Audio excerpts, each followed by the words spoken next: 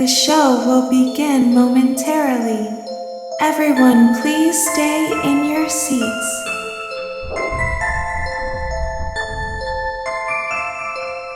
Hey everyone, Razzbowski here, and welcome back to Theory Thursday. This week, ladies and gentlemen, we're going to be discussing the 7 creepy-ass babies that have appeared on ScottGames.com. BIDYBAB is here to play, ladies and gentlemen. As always, I am with the boys, excluding one member, unfortunately. The other Ryan is not here. He is on a leave of absence. Who have we got? You've got Ryan, of course. And Durko. Right, boys, let's dive into something that's gonna be hella scary. I'm hyped. Ladies and gentlemen, if you're hyped as well, then please hit that like button. It really is appreciated. Let's shoot for 87 beautiful likes, and on to topic number 1. So as always, guys, it's good to start with our thoughts on the newest Scott Games teaser, because at the end of the day, when we see these new characters on the screen of the website, we have no idea what they might be doing, and thoughts are the most powerful thing we can all do. So let's move around, and guys, what do you think this could even be? Or should I say, what do you think these could even be? Well, immediately you look at them and there are just 7 creepy-ass babies on the screen. They're just staring down at you, but one at the front looks like he may potentially have the control. His eyes are lit up, but speaking of lit up eyes, in the background, we also have somebody else who might be controlling him, who might not. We're going to discuss this a little bit later on, but... Initial thoughts are, I think these are going to be the most terrifying. Children inherently... Children are scary, you know what I'm saying? Children, there's something about babies and something about dolls, like Chucky, or that kind of genre of horror. There's something really terrifying about them. And the fact that these are in pristine condition, just staring at you, imagine them crawling along the vents, scuttling about. If you lose track of one of them, are they all going to be lost? Or can you see 3 and 4 of them or somewhere else? I think they're going to be terrifying. I'm scared of them. Yeah, good points there, Raz. There's also the quote from the trailer. Don't hold this against us. So it's interesting how he's actually finally added like a quote from the trailer into this. He also did Everyone Please Stay in Your Seats from FNAF World as well.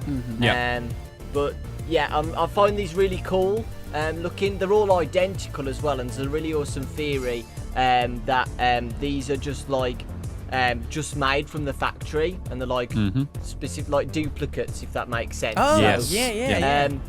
Basically, there's 7 of them, because just in case someone else wants that character at the scheduled parties and stuff, they have another one there, and they're all there at that factory, like being prepared to be made as well. So yeah, it's really awesome, and I'm excited to see what's left now. So we've got BIDYBAB. Almost the whole lot. Minorina, yeah. So we haven't seen that one yet, which could actually... Well, no, actually, yeah. We haven't seen that. I was going to make a point, and then I realised, no, Ennard was the last one. So we haven't seen Minorina yet, which means we might potentially have one more teaser left, I guess, before maybe Scott starts teasing maybe the establishment, or some of the jump scares or something messed up. But like, initial thoughts on these guys. I mean, as the guys have said as well, there is indeed Baby in the back, and her face looks kind of it's quite big. And one of the points I really picked up on almost instantly is the fact that she is the smallest animatronic out of all of the ones, in the establishment.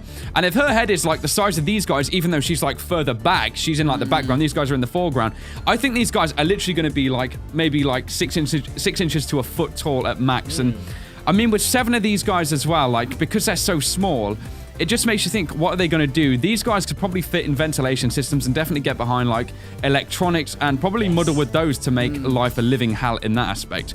So I think that's what these guys will definitely serve in terms of their purpose, because 7 of these guys, like tiny things moving around, you will miss these in the camera. If like 7 of them are doing different things at the same time, it would be way too much. It's going to be, I think, as you said, they look more mischievous than murderous. Yeah, it's like, as you said, they can go about, they could disable your systems. Remember what Springtrap used to do, or at least the hallucinations and stuff. They used to mess about with your stuff in Five Nights at Freddy's 3, whether it was, you could no longer use your cameras anymore.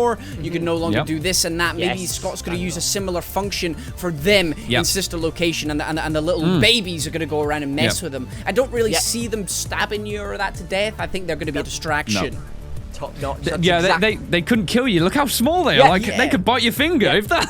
That's exactly what I was going to say. Like, I don't think we're going to get a jump scare of these guys. I just think it's going to be like a Balloon Boy, where like the fiddle with stuff, and then we get jump scared by one of the other animatronics. Yes. Yeah. Here's an idea I actually had, and I thought back to the trailer when we see it all happening. There's a sequence in the trailer where we see the office going crazy, like something's malfunctioned. And the first thing that sprung to mind was that we see all these dangling wires around the place. I mean, these guys, if they're set loose, and there's 7 of them, they could all work together, probably destroy one of the wires that might be linking to the office. As everything's going crazy, it might let the animatronics possibly move forward.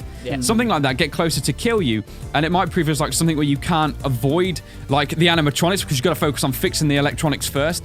I think these guys will definitely be more of a nuisance than like a jump scare kind of character in the game. So as we've already discussed, there is Baby hiding in the background. Now she's just looming over these 7 babies as they are. But are they babies, or potentially is she controlling them? What do you think, boys? Yeah, that's actually what you just said. Babies. Yeah. If you actually look at the poster in one of the offices, there's a picture of Baby, but there's like the BIDYBAB clinging to her leg or arm. Definitely. Yeah. So I feel like these two are definitely together, and that's why Scott's put Baby in the background as well. I think he's done that to show that this is BIDYBAB and not the mini-arenas, because BIDYBAB sounds very similar to Baby. Yeah, like as Dorko just said then, like if Baby is kind of like yay big as well, and BIDYBAB, I've said before that BIDYBAB can almost come off as like Biddy is for small, and then Bab could be for baby, so smaller baby. So I think alone the fact that these guys are called BIDYBAB, and of course we have Baby, shows that Baby's importance keeps on building. And like as Dorko said again, these guys kind of look like they're factory new. They might be produced in mass, with the quote as well that says underneath, like, don't hold it against us. For all we know, it could be those guys projecting their thoughts to us, and it might be Baby directly manipulating these guys to go and cause havoc. Because one thing like we haven't seen in the FNAF games as of yet, and I thought would be a really nice touch, is that when you think about the characters, at least like in FNAF 1 to 4, they're all very linear, as in like if we see Foxy, we know the only thing Foxy's going to do is eventually run to the office. But I actually thought, imagine if Baby could like jump scare us in one breath, and maybe if we like push her back so many times, she might have like a secondary mechanic to go and then go to these guys, so we can't just always fixate on the same route for Baby to go along. She might have like a little side route and disappear, and then that's how these guys can come and wreak havoc for us. Yeah. They're definitely linked together in some sort of, I don't know if it's a maternal bond, that Baby is linked with them, because as we were talking about, BIDYBAB is actually Baby did backwards, which I think people worked out a long time ago, because they're a lot cleverer than I with wordplay.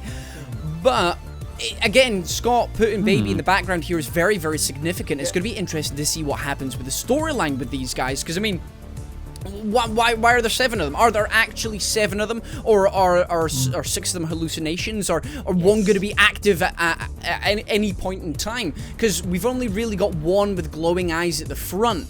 But is that just because of the way the light's shining on them, or is it something else? Like 1 is active night 1, 2 are active night 2, etc., etc. as you move on. Because I mean, the 7, there's usually 7 nights in Five Nights at Freddy's, so maybe 1 as they go on. Sticking to the point of significance with Baby and them, the fact that Baby is with them in the poster shows that they have the relationship is obviously pretty strong, and it kind of backs up again what we were saying, that these guys are probably going to be more of a nuisance than anything else. With the BIDYBAB is clinging to Baby, is Baby's powering forwards, doing something else. So if we keep Baby in check, does it mean we keep these guys in check at all? Or do we annoy Baby by doing something, and then she loses distraction of them, so she controls them until we annoy her, and then she comes for us, and that lets them wreak havoc? If you know what I mean. Like a parent is looking after her children until something happens, she loses focus on them, and then they run riot. Going to be interesting to see. I think it's going to be very, very important to the storyline, to be honest, how these have a focus, or what their significance is. It's kind of like the Freddles in FNAF 4. We don't get a Freddle jump scare. When all the Freddles come, that's when we get the Freddy jump scare. But I think Scott's used that idea of the Freddles manipulating for Freddy to come out, but in a bigger perspective now, where they're actually going to move around and stuff. But the problem is, if all these 7 BIDYBABs, as well as all the other animatronics as well, it seems a bit too much to me. Yeah, So yeah. what Ryan said, it's either that they're going to be all in a group together and not separate around and do different things, because that would be a lot to do for us. Or they're just going to remain in a group while we see them in the cameras, if we do have cameras, in groups together. Or it could be hallucinations. What, like Raz said in FNAF 3, was a good point. Is that you see Springtrap in one camera, but then you look to the left and he's at your office. You know, the Springtrap was an hallucination. So maybe Scott could do that where there's loads of BIDYBAB'S around, but only one of them is the true one. But the one with the glowing eyes, I suppose. Yeah. That could be the hint there. Has he got glowing eyes? Well, he's not the real one. Move on. That's a good point. That's a good one. Yeah. So the other way I saw that these guys could fit in as well is maybe they could like, because as we've said, when we keep going on about it, it would be overpowered if all of these guys could do their own separate things. They may do something like, another form of distraction could be like, there might be 7 cameras, so they might slightly obstruct the camera, maybe block a doorway so we can't quite see. And then there might be like, maybe if we spin to the side of this whole mechanical thing, because everything looks so like sophisticated and all of the technology, we might be able to repel them away by like producing some kind of gas or air which might push them off the cameras or something. I think definitely though, we all seem to be fixated on the idea that these are going to be a nuisance over like genuinely trying to these guys primarily being the killers of us, shall we say, so they might not have a jump scare. So something interesting I actually thought about midway through this is how Baby is definitely in the background, and then we see these BIDYBAB'S in front. Now, I was just looking at the structure of these guys, and they do have like a sort of lilac-y pink purple eye, meaning these might also all be like female characters. It's almost making me think like, do you think Baby, because she's like the main protagonist, do you think she might be acting as like the mother to these smaller childs? Like, because that's why we're seeing like overseeing them, almost making sure they're all safe, or almost she might, as we've said again, tell them what to do throughout the various nights.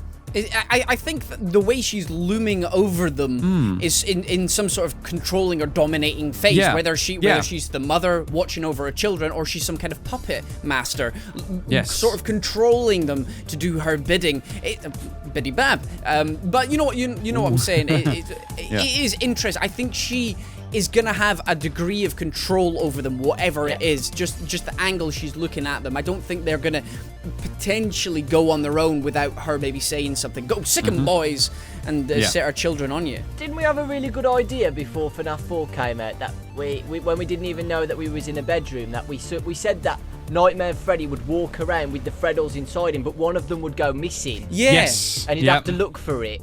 What if BIDYBAB is like in the poster, clinging to Baby's leg or something while she's walking around, and then it disappears? We're like, oh, where's it gone? And you have to find it, or something like that.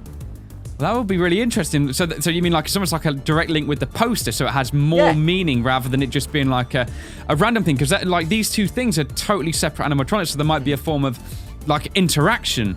Almost like these smaller guys might add on to Baby to give her new abilities or something like that. Or it's like her mechanic, as we know. Freddy in FNAF 1, he was the last to come off the stage. Maybe it's the same with Baby. The only time she leaves the stage is because she's lost all of her BIDYBAB'S and has to go and find them. She maybe thinks that you've stolen them. Don't hold it against us. I'm like, for real, if you're gonna steal my children, I'm gonna murder you, you know what I'm saying? So maybe that's what the mechanic is. If you can somehow keep them there with her, then you keep her subdued. But obviously, the more you lose around the place, they're going to cause distractions, which means their little friends are going to leave as well until there's none left, and then she'll come for you. Maybe that's the way it's going to work. Keep them in the same place with her, and you keep her subdued. Last thing as well, I'm just going to say quickly, which doesn't really have any meaning towards an idea behind these guys, but in the source code where it kind of breaks it down into like novelties and accessories, I think these guys might be referenced in that. Like these guys might be the novelties and accessories that are spoken about, because, you know, if Baby had an accessory, aka one of these guys, then that would make more sense. Oh, could be. Yeah, and in the service thing, like in the bookings, you don't class these guys as any of them, do you? You don't see BIDYBAB. They're not. Yeah, they're not referenced. No. So it's interesting, isn't it? It's like maybe Scott's already hinted about these guys being in there, and we actually have two different layers. There's one that says like novelties, and the other says accessories. So for all we know, there might be another one of these sort of things to come. So I guess all we got to do is wait and see. Yeah. Hell yeah. Well, there we go, ladies and gentlemen. That's been another Theory Thursday in which we were examining and breaking down the brand new horror animatronic, BIDYBAB. Lewis is Team Mystic. Let us know in the comment section below what team you are, baby. I'm Valor all the way. You know what I'm saying. But Pokemon aside, ladies and he's Mystic as well. Sons of guns. Either way, ladies and gentlemen, if you have thoughts and theories on the brand new animatronic, let us know down in the comment section below. And hey, if we like one of them, maybe you'll be featured in next week's episodes. Make sure you go check out the boys' channels. Not only do they do fantastic FNAF theories, but they also play a variety of different games, including Pokemon Go at the moment. We're all really enjoying that. We're all having a great time with Pokemon Go. But either way, guys, drop a like if you did enjoy it and subscribe if you're new around here. I've been Razzbowski, you've been the beautiful bastards as always for watching, and I love each and every single one of you. Goodbye!